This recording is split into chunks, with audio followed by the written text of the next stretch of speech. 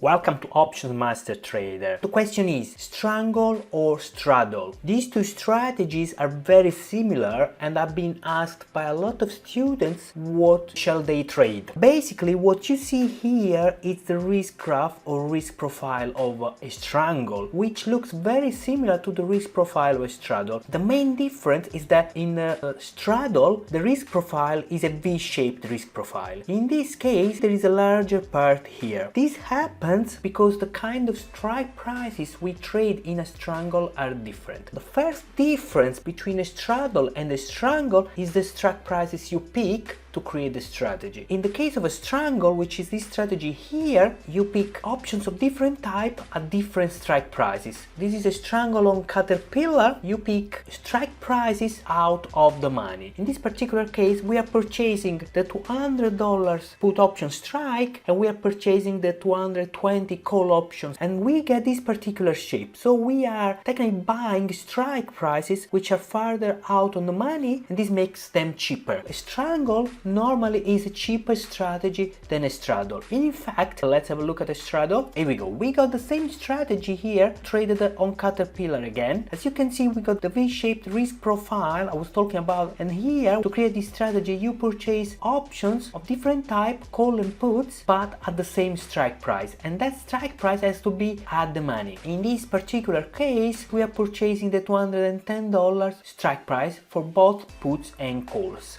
Basically, a Straddle is a much more expensive strategy than a Strangle. Despite you are investing more on a Straddle, because you are purchasing at the money options, you got a higher probability of success. If the stock rises or goes down, you got more chances of success than on a Strangle. All depends on the premiums you're paying. What's more, if the trade doesn't go as expected and for many days the underlying security keep trading in a range, of course you will be losing money with both strategies, but in the case of a Strangle the loss will be higher because your out of the money options will lose more time value as the time goes through. As getting closer to expiration, the likelihood of them making a profit will be lower. You will see these colored curves going down quicker than in a Strangle. You're investing more on a Strangle, but you got more protection because you're gonna end up losing less than a Strangle if there is no movement whatsoever of the underlying security and your strategy fails. If instead there is the explosive move you were looking for with the strategy, still you're gonna make a tiny bit more profit with a Straddle than a Strangle. One of the main rules is if you can afford it, 90% of the time you will trade a Straddle rather than a Strangle because the additional cost of the Straddle is counterbalanced by having more chances of a profitable trade. Just in few cases a Strangle can be more convenient than a Strangle, and this is if there are some anomalies in the way options are priced and the out of the money options you pick for your Strangle have lower implied values than average. This will improve the chances of success of your trade, making the strategy so much cheaper that it may be more convenient than your Straddle. As you know, in a Straddle and in a Strangle you got a downside break-even point and an upside break-even point. In a Straddle strategy normally the break-even points are closer. It means the underlying security has to run less for the strategy to get to the break-even point. Instead, on a Strangle, the break-even points are farther away because you are purchasing out of the money options. Your break-even points are farther away, making it a tiny bit more difficult to make a profit on this strategy. What I would recommend is when there are the conditions to trade either a Straddle or a Strangle, you need to check different strike prices to see which of the two strategies is more convenient, putting everything into place. Of course, if your brokerage account is quite small or if your funds are already invested with other strategies, then a Strangle may be the option for you because a Straddle may be too expensive. In any other case, if you can afford to go for the Straddle